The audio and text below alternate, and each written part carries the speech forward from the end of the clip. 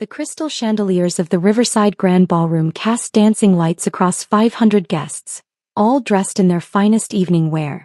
My sister Victoria's wedding reception was exactly what she'd always dreamed of: elegant, expensive, and designed to showcase the perfect life she'd built. White roses cascaded from every table centerpiece. A 12-piece orchestra played softly in the corner, and servers in crisp uniforms circulated with champagne that cost more per bottle than most people's monthly rent. I stood near the back of the room in my simple navy dress, the one I'd worn to countless family events because it was versatile and didn't draw attention. That was my strategy with family gatherings lately: blend in, stay quiet, leave early. It had been working reasonably well for the past 3 years. Paya. My mother's voice cut through the gentle music like a knife. She was bearing down on me with Aunt Patricia in tow, both of them wearing expressions I knew too well. The expression that said they were about to enjoy themselves at my expense. Patricia was just asking what you've been up to. I told her you're still working in that warehouse. My aunt's perfectly penciled eyebrows rose with theatrical surprise. Oh my, Phil. Honey, how long has it been now? 5 years. 6, my mother corrected, her tone dripping with disappointment. 6 years in the same entry-level position. We keep hoping she'll finally do something with her life, but... She trailed off with a delicate shrug that somehow conveyed volumes of disapproval. I'm doing fine, Mom, I said quietly, keeping my voice even. The work keeps me busy. Busy. My mother laughed, a sharp sound. Patricia, can you imagine? Victoria is marrying a neurosurgeon, living in that beautiful penthouse downtown, and Maya is busy in a warehouse. At 32 years old. Well, Aunt Patricia said, lowering her voice to a conspiratorial whisper that was still perfectly audible, at least she showed up. That's something. Though I did notice she came alone again. No date. Never a date, my mother confirmed. Honestly, at this point we'd settle for any signs of a normal social life. But she just works those long hours in that depressing industrial building and goes home to her tiny apartment. It's like she's given up. I took a slow breath and smiled politely. The apartment suits me just fine. A studio, my mother said to Patricia. In that neighborhood. We offered to help her find something better, but she's so stubborn. Victoria appeared then, resplendent in her custom Vera Wang gown, her new husband Derek at her side. She looked like a princess from a fairy tale, exactly as she'd planned. Her eyes landed on me and something flickered across her face, a mix of triumph and disdain. Why, you made it. She kissed the air near my cheeks, careful not to smudge her makeup. I wasn't sure you'd come, what with your work schedule being so demanding. The way she said demanding made it clear she thought my work was anything but. Wouldn't miss your big day, I said genuinely. Despite everything, she was still my sister. How sweet. Victoria's smile didn't reach her eyes. Derek, this is my little sister Maya. The one I told you about. She works in logistics. Warehouse work. My mother clarified helpfully. Loading and unloading, that sort of thing. Derek, to his credit, looked slightly uncomfortable with the direction of the conversation. Nice to meet you, Maya. Congratulations on the wedding. Thank you. He glanced at Victoria. We should probably make our rounds. Oh, just 1 minute, darling. Victoria touched his arm. Maya, I've been meaning to ask. Are you still living in that studio? The one in the warehouse district. I am. God, I don't know how you stand it. Derek and I just finished renovating our place. You should see the master bathroom alone. It's bigger than your entire apartment. She laughed, a tinkling sound. But I suppose you're comfortable there. You've always been comfortable with less. Uncle Robert joined our growing circle, martini in hand. Why, haven't seen you in ages. How's the warehouse treating you? Very well, thank you. Still doing the night shifts? He didn't wait for an answer. You know, if you ever wanted help getting a real career started, I have some connections. Entry-level office work, that sort of thing. Might be a step up from manual labor. That's very kind, I said, but I'm happy with my current work. Victoria laughed again, louder this time. Several nearby guests glanced over. Happy. Maya's happy in her warehouse. Isn't that precious, Derek? Some people just have simple dreams. My cousin James appeared with his wife Kelly. What are we talking about? Maya's career, Victoria said, making air quotes around the word career. We're all very impressed with her dedication to warehouse work. Oh, right. James nodded knowingly. Mom mentioned you were still there. No judgment, Maya. Honest work and all that. Exactly, Pi Mother chimed in. We're not saying there's anything wrong with warehouse work. Someone has to do it. We just wish Maya would show a little more ambition. Try to make something of herself like Victoria has. Kelly tilted her head sympathetically. Have you thought about going back to school? It's never too late. I mean, you'd be older than most of the other students, but... I appreciate the concern, I said, maintaining my calm smile. Really? But I'm quite content. Content. Victoria practically spat the word. That's exactly the problem, isn't it? You're content to be mediocre. Content to let life pass you by while the rest of us actually achieve things. Derek looked increasingly uncomfortable. Victoria, maybe. No, Derek, she needs to hear this. Victoria's eyes flashed. My sister had been drinking champagne steadily since the ceremony, and her filter was disappearing.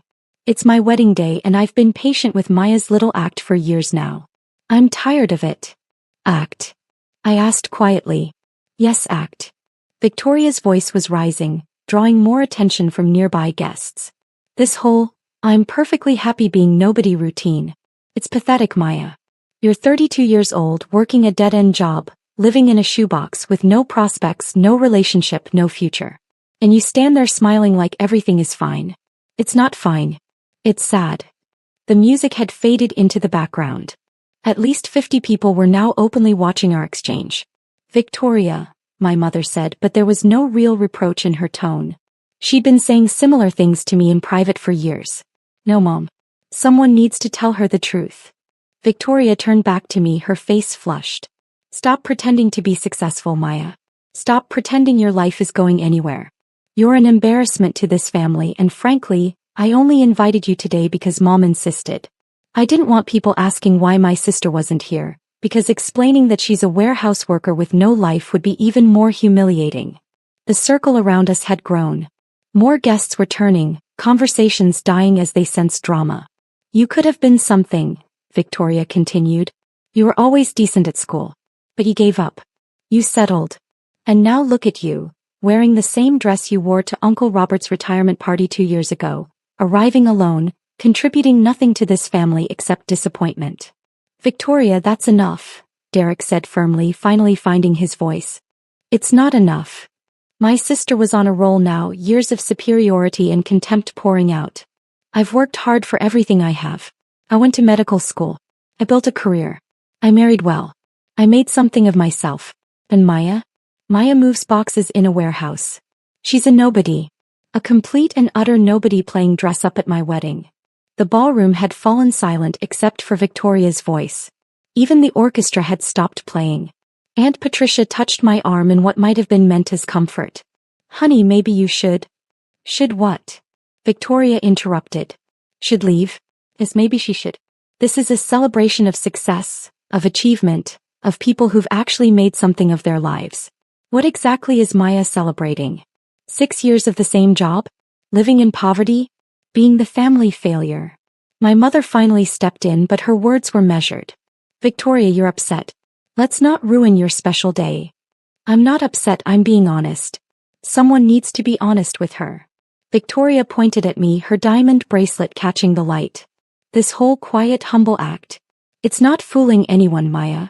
We all know you're going nowhere. We all know you've achieved nothing.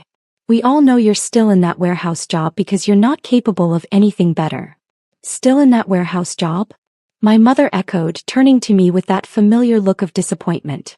Please tell me you've at least gotten a promotion or something after all this time. I opened my mouth to respond, but Victoria wasn't finished. She probably hasn't even gotten a raise. My sister laughed bitterly. God, Maya, how do you live with yourself? How do you show up to events like this, surrounded by successful people, and not die of shame? James jumped in, perhaps trying to lighten the mood. Come on, Victoria, it's your wedding day. Let's not what? Acknowledge reality. Victoria's voice carried across the entire ballroom now. Every single one of the 500 guests was watching. I'm tired of tiptoeing around Maya's feelings. I'm tired of pretending her life choices are acceptable. They're not. She's wasted her potential, wasted her youth, and for what? To move boxes? To live in squalor. Kelly whispered something to James, but Victoria heard it. What was that, Kelly? I just said, maybe Maya has her reasons for her choices. Reasons? Victoria's laugh was harsh. The only reason is lack of ambition. Lack of drive. Lack of everything that makes a person successful. Look at her, she can't even defend herself. She just stands there with that infuriating calm smile, pretending everything is fine when her entire life is a disaster. Uncle Robert cleared his throat. Now, Victoria, your sister did come all this way. All this way? She lives 20 minutes away. In that pathetic studio apartment that probably costs less than my car payment. Victoria's face was red now, her carefully applied makeup beginning to run slightly from the heat of her anger. And you know what the worst part is? She acts like she's above us. Like her simple little life is somehow noble. Like working in a warehouse makes her better than those of us who actually succeeded. I've never said that. I spoke quietly, the first full sentence I'd managed in several minutes. You don't have to say it. Victoria snapped. It's in every polite smile, every deflection, every time you refuse our help or advice. You think you're too good for our suggestions, but look where your pride has gotten you. Nowhere. Absolutely nowhere. My father appeared then, working his way through the crowd. He'd been schmoozing with Derek's family across the room. What's going on here? Just having an honest conversation with Maya, Victoria said, her voice dripping with false sweetness. About her career. Or lack thereof. Dad sighed. Victoria, it's your wedding. I know it's my wedding, Dad. That's exactly why I don't want to pretend anymore. This is my day, and I don't want it tainted by having to explain to Derek's family why my sister is a warehouse worker who can't even afford a decent dress. Do you know how many people have asked me about her? Do you know how embarrassing it is to say, oh, that's my sister, she moves boxes for a living? Derek grabbed Victoria's arm. That's enough. You're being cruel. I'm being honest. Victoria wrenched her arm away. And if everyone else is too polite to say it, then I will. Maya is a failure. She's failed at life, failed at career, failed at everything that matters. And I'm sick of pretending otherwise. The ballroom was utterly silent. 500 people watching one woman publicly destroy her sister on what was supposed to be the happiest day of her life. I stood there maintaining my composure, that calm smile still on my face. Inside, I felt the familiar ache of family rejection, but I'd learned long ago not to show it. Not to react. Not to engage. Nothing to say. Victoria taunted. No defense. No explanation for why you've wasted your entire adult life. I'm happy for you, Victoria, I said softly. Your wedding is beautiful. I hope you and Derek have a wonderful life together. Happy for me? Victoria's voice rose to nearly a shriek. You're happy for me? You should be devastated. You should be looking at what I've accomplished and realizing what a failure you are in comparison. But no, you just stand there with that smile, pretending you're satisfied with your pathetic little life. My mother tried again. Victoria, honey, maybe we should. Should what? Should keep enabling Maya's delusions? Should keep pretending her life isn't a complete disaster? No, Mom. No more. She needs to wake up and realize she's going nowhere, she's achieved nothing, and she's embarrassing all of us. It was at that exact moment, with Victoria's face red, her voice echoing off the ballroom walls, 500 guests watching in frozen silence, that I noticed something. People's phones were lighting up. First just a few, then more, then dozens of glowing screens across the ballroom as notifications began to arrive simultaneously. Uncle Robert glanced at his phone, frowned, then looked at me with sudden confusion. James pulled out his phone, read something, and his face went white. Kelly gasped audibly, her hand flying to her mouth. All around the ballroom, guests were checking their phones, their faces transforming from curiosity to shock to absolute disbelief. What? Victoria demanded, noticing the sudden shift in attention. What's everyone looking at? Aunt Patricia's phone buzzed. She glanced at it, read for a moment, then her eyes went wide. She looked at me, then at the phone, then back at me. Oh my God, she whispered. What? Victoria's voice was sharp with irritation. What is it? James turned his phone around, his hand shaking slightly. On the screen was a magazine cover. Forbes magazine. The header read, 40 under 40, the next generation of business titans. And there, front and center in a professional photo I'd sat for 3 months ago, was me. The cover text read, Maya Richardson, at 32 the youngest tech billionaire in history.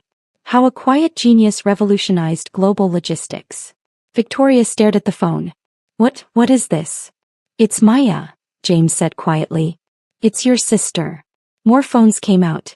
People were frantically searching, reading, their faces showing progressive stages of shock. That can't be right, my mother said weakly. That's not. Maya works in a warehouse. Uncle Robert was scrolling through his phone now, his face pale.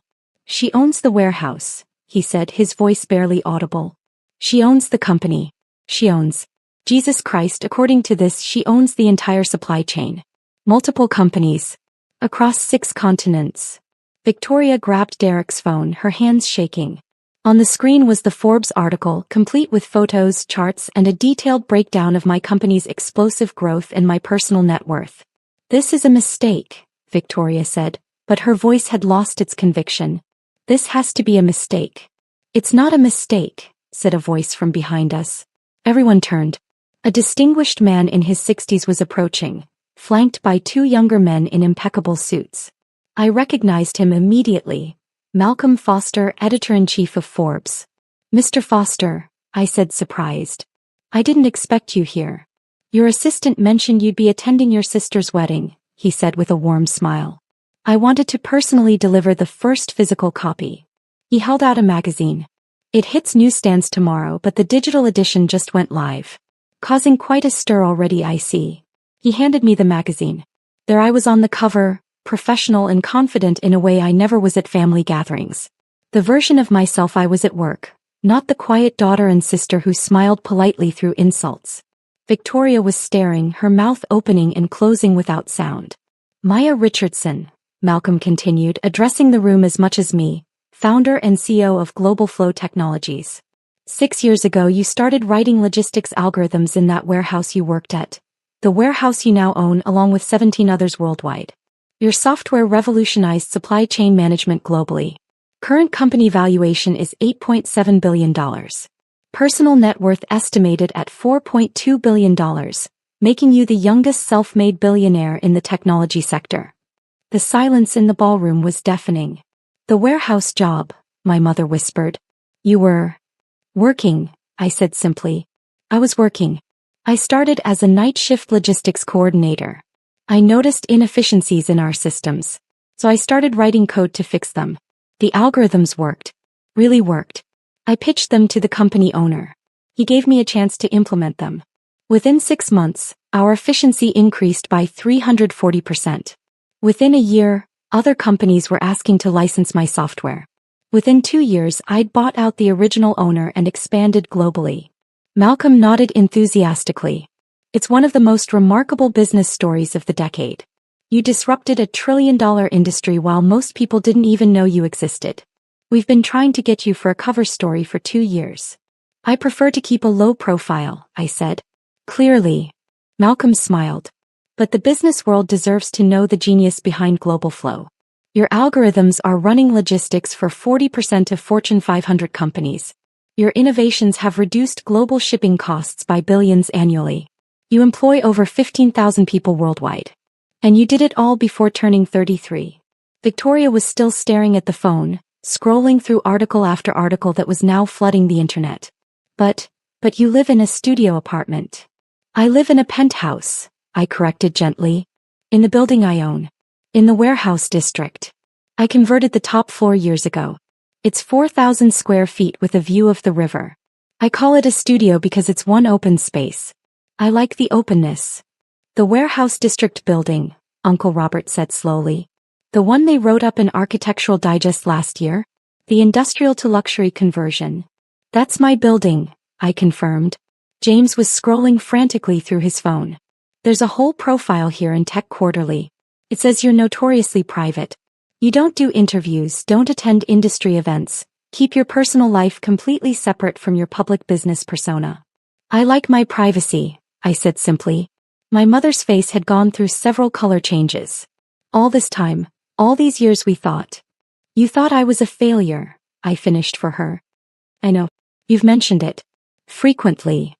Aunt Patricia was reading from her phone now. It says here that you've donated over $200 million to education initiatives. You've funded scholarships for over 10,000 students from low-income backgrounds. You've built schools in 12 countries. Education matters, I said. Kelly had found another article. Business Insider says you're one of the most influential tech leaders under 40. They're calling you the quiet revolutionary because you changed an entire industry without seeking any publicity. Victoria's face had gone from red to white. Why didn't you tell us? I looked at my sister, really looked at her. Would you have believed me? Every time we talked, you were so convinced I was nobody, going nowhere, achieving nothing. When would have been the right time to bring it up? At Thanksgiving when you were explaining to everyone how I'd wasted my potential? At Dad's birthday when you told me I should be more ambitious? Today when you called me an embarrassment. Derek had stepped away from Victoria slightly, his face showing his mortification. Several of his family members were in the crowd, all of them now staring at Victoria with various expressions of shock and second-hand embarrassment. Malcolm was still standing there, clearly enjoying the drama despite himself. I should mention, he said, that we're not the only ones covering this story. The digital edition is already trending #1 globally. Every major business publication is rushing to put together their own profiles. Maya, your anonymity just ended quite spectacularly. One of the young men with Malcolm stepped forward. Ms. Richardson, I'm Jason Chin from TechCrunch. We met briefly at the Supply Chain Innovation Conference last year. Would you be willing to comment on? Not today, I said politely but firmly. This is my sister's wedding. I'm here as a guest, not as a sue. Victoria laughed, a strange broken sound. My wedding. Right. My big perfect wedding that I've been planning for 2 years. My moment to shine and show everyone how successful I am. And you're a billionaire. A Forbes cover billionaire. Your wedding is still beautiful, I said, and I meant it. You married someone you love. That matters more than anything in my bank account. Don't, Victoria said sharply. Don't be gracious about this. Don't stand there and pretend this doesn't change everything. It doesn't change anything, I said. I'm the same person I was 10 minutes ago. The same person I've been for the past 6 years.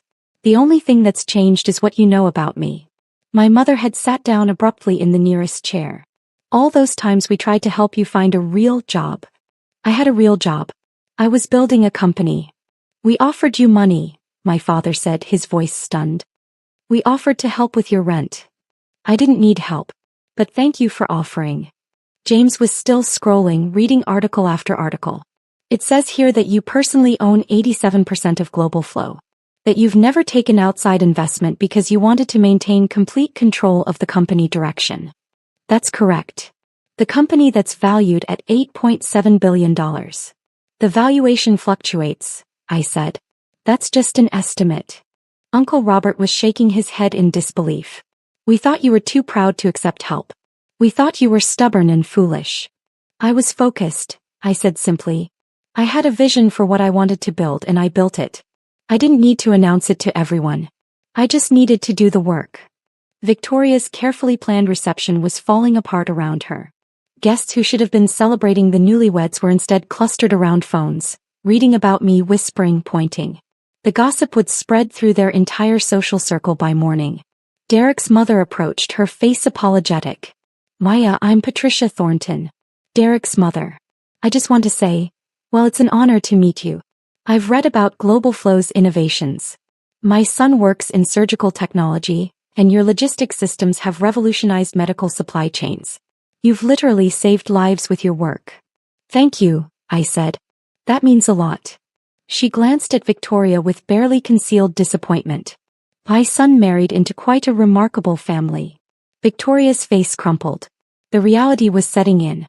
Her perfect wedding, her moment to shine, had been completely overshadowed. And worse, she'd spent the past hour publicly humiliating someone who was infinitely more successful than she'd ever be. More guests were approaching now, wanting to introduce themselves, to shake my hand, to tell me about how my innovations had impacted their industries. I was polite but brief with each of them, conscious that this was supposed to be Victoria's day. Malcolm pulled out a business card. Maya, I know you value your privacy, but this story is going to explode. If you need any help managing the media attention, please call me. I can recommend excellent PR firms who specialize in high-profile tech executives.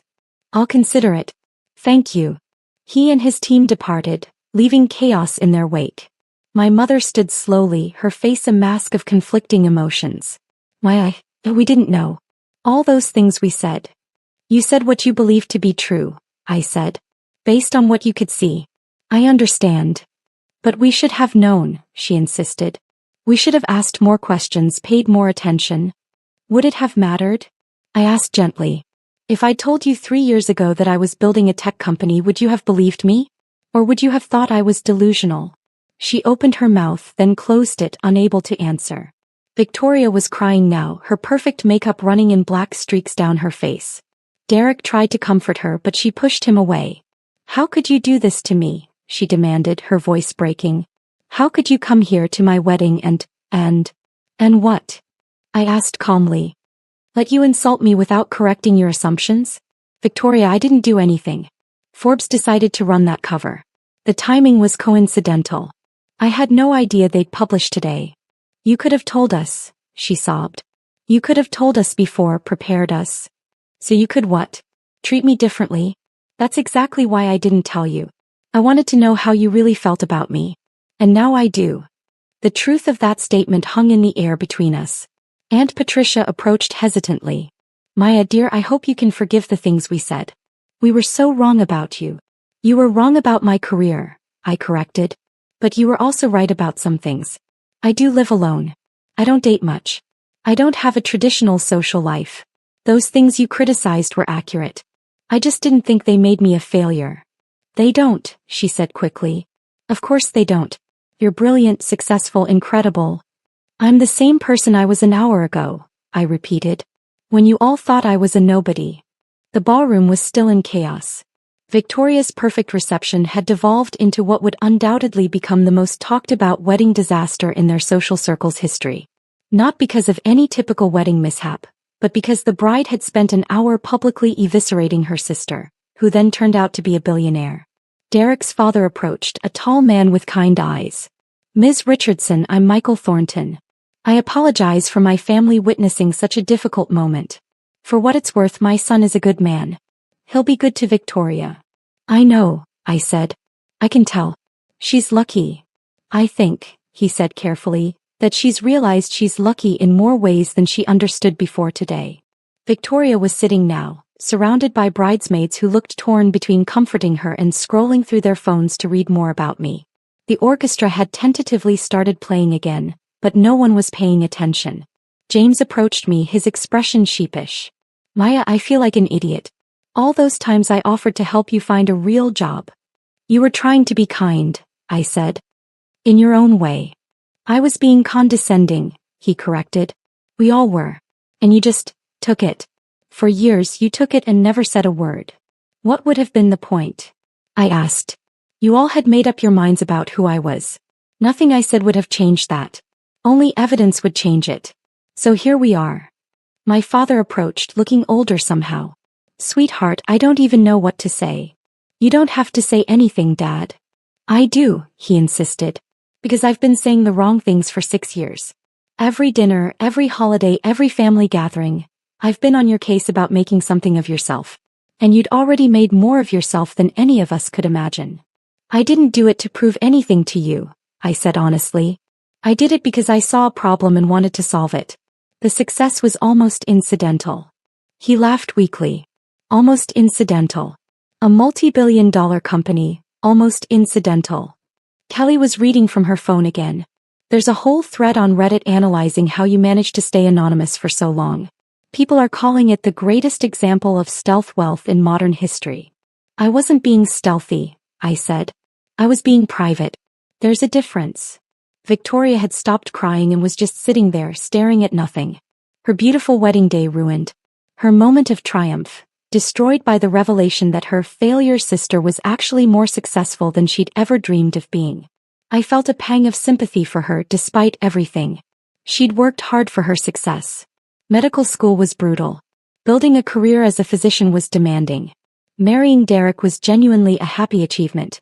He was a good man who clearly loved her. She had legitimate things to be proud of. But she'd built her self-worth partially on the foundation of being better than me. And that foundation had just disintegrated. I walked over to where she sat, ignoring the whispers and stares from 500 guests. Victoria, I said quietly. She looked up at me, her face ravaged by tears and ruined makeup. Your wedding is beautiful, I said. Derek seems wonderful. You've built a good life. Those things are real and they matter. What I do for a living doesn't change what you've accomplished. Doesn't it? She whispered. How can I face anyone after this? After what I said, after how I treated you, and now everyone knows that I'm what? Successful? Victoria, we're both successful. In different ways. You're a billionaire, she said flatly. You're on the cover of Forbes. You've revolutionized an entire industry. I'm a doctor who married well. There's no comparison. You save lives, I countered. I move packages more efficiently. If we're measuring actual value to humanity, you win. She laughed bitterly. Don't patronize me. I'm not. I crouched down to her eye level. Victoria, you're a good doctor. You help people every day. That matters. It matters more than logistics algorithms and profit margins. I genuinely mean that. Then why didn't you tell us? She grabbed my hand desperately. Why did you let us think you were nothing? Why did you let us treat you like a failure? I finished. Because I wanted to see who you all really were. Who you were when you thought I had nothing to offer you. And now I know. She flinched as if I'd slapped her. I stood up. Enjoy the rest of your reception, Victoria. I'm going to leave now. I think my presence is causing too much disruption. Maya, wait. My mother stood, reaching for me. I'll call you later, Mom, I said. We can talk when emotions aren't running so high. I walked toward the exit and the crowd parted for me like the Red Sea. 500 people watching the warehouse worker, the billionaire, leave her sister's wedding. As I reached the door, Derek caught up to me. Maya, please. Don't leave like this. Victoria is devastated.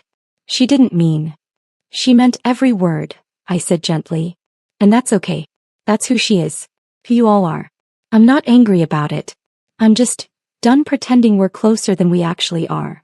She's your sister. I know. And she thinks I'm an embarrassment to the family. You heard her say it. Multiple times. To hundreds of witnesses. He had no response to that. Derek, you seem like a good man. Take care of her. Help her understand that her worth isn't dependent on comparing herself to others. She'll be happier that way. I left before he could respond. Outside, my driver was waiting with my car. A Tesla Model S, understated and practical. Definitely not a warehouse worker's car, but none of my family had ever seen it. How was the wedding, Ms. Richardson? Marcus asked as I slid into the back seat. Educational, I said. Very educational. My phone was already blowing up with notifications. Messages from colleagues, business partners, investors, all reacting to the Forbes cover. Requests for interviews from every major media outlet. Invitations to speak at conferences, appear on talk shows, attend galas and fundraisers. My quiet anonymity was gone, shattered by one magazine cover and spectacularly bad timing. I opened my laptop and started reviewing the quarterly reports that needed my attention. The work didn't stop just because my family had a revelation. Global Flow had operations across 6 continents, thousands of employees depending on my leadership, and innovations in development that would reshape the industry even further. That was real. That mattered. That was what I'd built while my family thought I was moving boxes. My phone rang. An unknown number. I answered. Ms. Richardson? This is Catherine Walsh from Good Morning America. We'd love to have you on the show tomorrow to discuss the Forbes cover and your incredible success story. We're prepared to offer. I'm not interested, thank you, I said politely and hung up. The phone rang again immediately. Another media outlet. I sent it to voicemail. Then a text from my assistant, Sarah. The Forbes article has been shared 2.3 million times in the past hour. Your private social media accounts have been identified. Multiple news crews are outside your building. Security is handling it but wanted you to know. I sighed. This was going to be complicated. Another text, this one from Victoria. I'm sorry. I'm so sorry. Please call me. Please. I stared at the message for a long moment, then put my phone face down on the seat beside me. Marcus glanced at me in the rearview mirror. Rough day, boss. You could say that. For what it's worth, he said, they're idiots for not seeing what was right in front of them all along. I smiled despite everything. Thanks, Marcus. Home. Yes. Home. As we drove through the city toward the warehouse district, toward my building, my penthouse, my quiet life that was about to become significantly less quiet, I thought about the past 6 years. The long nights coding in that warehouse. The meetings with venture capitalists who underestimated me. The slow, steady building of something real and lasting and valuable. I'd done it all while my family thought I was going nowhere. While they pitied me, criticized me, offered me unwanted help and unsolicited advice. And now they knew. Now everyone knew. Whether that was a good thing or a terrible thing remained to be seen. But one thing was certain. Nothing would ever be the same again. My phone buzzed again. Another text from Victoria. Please. Maya. I need to talk to you. I need to explain. I picked up the phone and typed a response. There's nothing to explain. You told me exactly what you think of me. I believe you. Take care of yourself, Victoria. Congratulations on your marriage. I hit send and turned off my phone. Tomorrow I'd deal with the media storm. Tomorrow I'd figure out how to maintain any semblance of privacy. Tomorrow I'd decide what to do about my family and their sudden change of heart. But tonight I was just going to go home, pour myself a glass of wine, and stand on my balcony overlooking the warehouse district I'd transformed from an industrial wasteland into one of the city's most innovative business hubs. Tonight I was going to appreciate the quiet before the storm. Because the quiet, the ability to work without scrutiny, to build without attention, to live without judgment, that was what I was really going to miss. The Forbes cover had given me recognition, validation, public acknowledgement of what I'd built. But it had cost me something too. It had cost me my anonymity, my privacy, my ability to attend family weddings without causing a scene.